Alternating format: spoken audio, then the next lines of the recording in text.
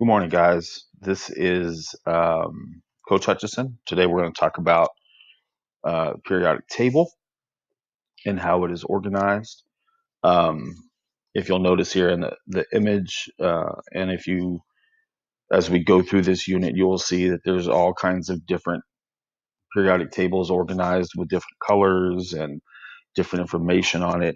So this is just a general overview of how the periodic table is organized, what some of the steps were that scientists went through to get it organized into this system, and then also understanding some of the key features of the table and how they relate to the physical and chemical properties of each element on the periodic table. So, the modern periodic table that we see today was developed by a Russian chemist named Dmitry Mendeleev. You can see his image down there. And he wasn't the only chemist at the time that was trying to develop the periodic table or develop an organizational system for the periodic table, but he was one of the first or the only chemist at the time that was able to predict the existence of elements that had not been discovered yet. So, for example, you see here he's got question marks in his table in some locations where he was predicting that at some point in time, an element that would fit these characteristics would be discovered. And not only was he predicting that they would be discovered, he was actually making predictions as to what their physical and chemical properties would be. In other words, what their atomic mass would be. Would they be a solid, liquid, or gas at room temperature? Um, what their melting points would be, and what their structure would be. So this is why we kind of celebrate um, Mendeleev in that regard, was because he was the first chemist to really predict the existence of elements that had not existed before, or existed that just had not been discovered. So, first big point that we need to understand is that elements on the periodic table are arranged from left to right in order of increasing atomic number. So you see here we've got uh, lead is number 82, bismuth 83, polonium is 84. So from left to right, the table increases by increasing atomic number. The most reactive elements are in group 1 and group 17, and we'll talk more specifically about groups here in a second. But group 1 is on the far left-hand side of the table, and it includes the elements lithium, sodium, potassium, rubidium, cesium, and francium. And then group 17 elements are on the far right hand side, not the last column, but the column before group 17. And they include elements fluorine, chlorine, bromine, iodine, astatine. And this is an old picture, but this now has a different name. It's called tennessine. And they all behave the same way. Okay, so elements that are in these vertical columns are part of what we call a family or a group because of the way they react is similar. So again, we call vertical columns groups or families. You see the arrow here to help you understand what vertical means. Vertical means up and down. Sorry, you can see in this image here that this group here is called the alkali metals. The alkaline earth metals are in group 2. We don't really talk about the transition metals in middle school, so we skip over here to the boron family, carbon family, nitrogen family, oxygen family. This column 17 that was in the slide, or 7 slide before, are called the halogens. And then the last column here is called noble gases, and we'll talk a little bit more specifically about noble gases here in just a minute. So again, vertical columns are called groups or families. The elements that are inside those groups have similar properties, meaning they will react similarly.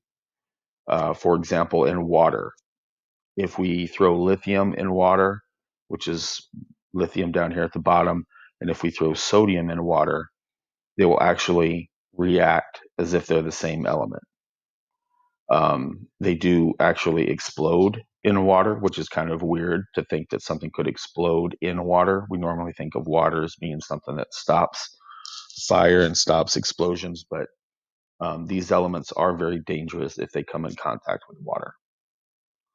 But here, the last statement here, that they contain the same number of valence electrons. Now, last week we talked about valence electrons briefly in the structure of the atom. And a valence electron is any electron that is in the outermost energy level. So if we look at lithium, for example, this would be the nucleus of lithium where the protons and neutrons are. And then out here is the electron cloud. That cloud is then divided into different levels, and they can hold different numbers of electrons. For example, the first energy level can only hold 2 electrons. And if we go up here to sodium, you also see that first circle only has 2 electrons in it. The second energy level can hold a maximum of 8. So you can see here in sodium, it's holding 8 electrons. And then the next or third energy level can also hold 8. Now, for sodium, it doesn't need to fill it. It only needs 1 more electron here. So sodium only has 1 electron in its outermost shell. Lithium also only has 1 electron in its outermost shell. And because of that, that's what causes lithium and sodium to react the same way when they come in contact with water. Again, valence electrons determine the element's chemical properties. So how one element is going to react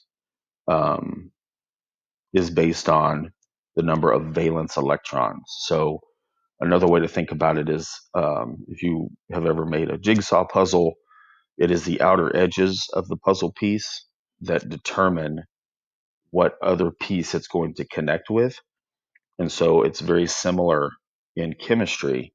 It's the outermost level of that element's atomic structure that is going to determine how it connects or bonds with other elements in the periodic table. So you can see here, group 1, all of these elements have 1 valence electron, 2 valence electrons, 3, 4, 5, 6, 7, and then 8. And remember when I told you that 8 electrons is the max number of electrons that the outermost level can hold.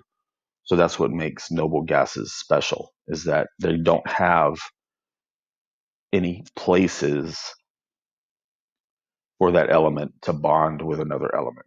And again, we'll talk more about that in just a second. The periodic table is also organized in horizontal rows. Okay, you see the arrow there again, left to right. And these rows are called periods. Okay, so up here at the top, hydrogen and helium would be period 1. This would be period 2, period 3, period 4, period 5, period 6, and period 7. Now, a lot of people ask, what about these 2 rows down here at the bottom? Actually, you'll notice the colors. You notice how the color of this row and the color of this row is the same. Actually, these elements belong in this space right here. But the reason that we cut them off and drop them down here is pretty simple.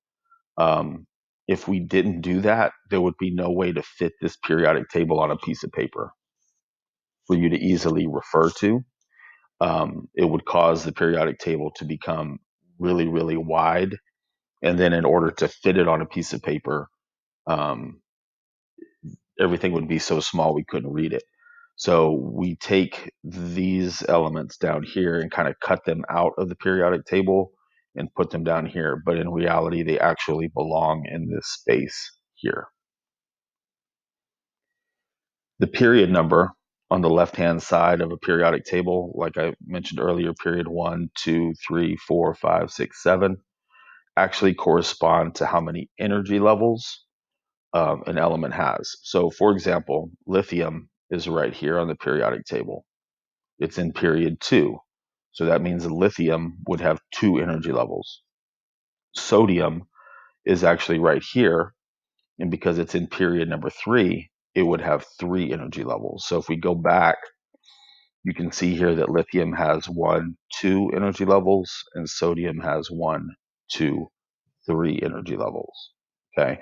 So we can, just by finding where an element is on the periodic table and learning what period it's in, we can then predict how many energy levels it will have based on its location in the table. And the last thing I want to talk to you about again is group 18, the noble gases, those elements that are on the far right-hand side of the periodic table. And what makes these elements special is that their outermost energy level is filled with a maximum number of electrons, so that there's no space for them, for another electron from another element to fit in that space like a puzzle piece. And so these elements do not bond with other elements. They're always found alone. Whereas you can find hydrogen bonded with oxygen, you can find sodium bonded with chlorine, and you can find carbon and oxygen and hydrogen all bonded together to form sugars. The elements that are in group 18, the noble gases, you will always find by themselves. They are the loners of the periodic table. So another way to think of that is you would think about it as a jigsaw puzzle piece that has flat sides, like is a perfect square, and would never be able to fit with another puzzle piece.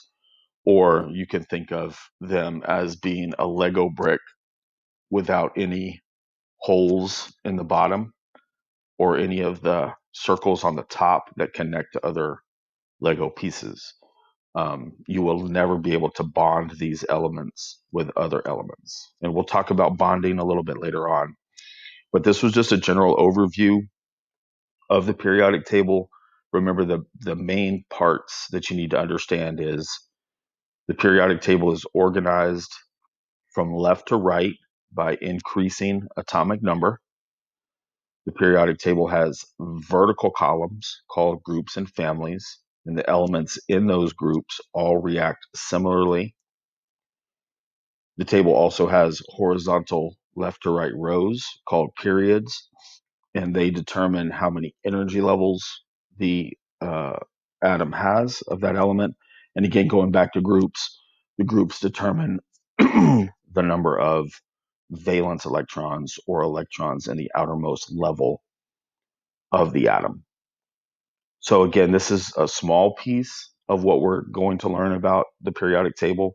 There's more that we have to learn, but we're just taking it a little bit at a time. So again, main points today: table is increased by increasing atomic number, or organized by increasing atomic number. Elements can be found in vertical columns called groups or families that have similar characteristics.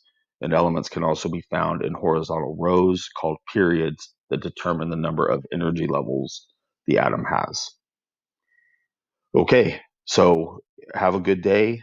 Always go back and refer to these notes if you need any more explanation or need to review that material. And we'll see you later. Bye.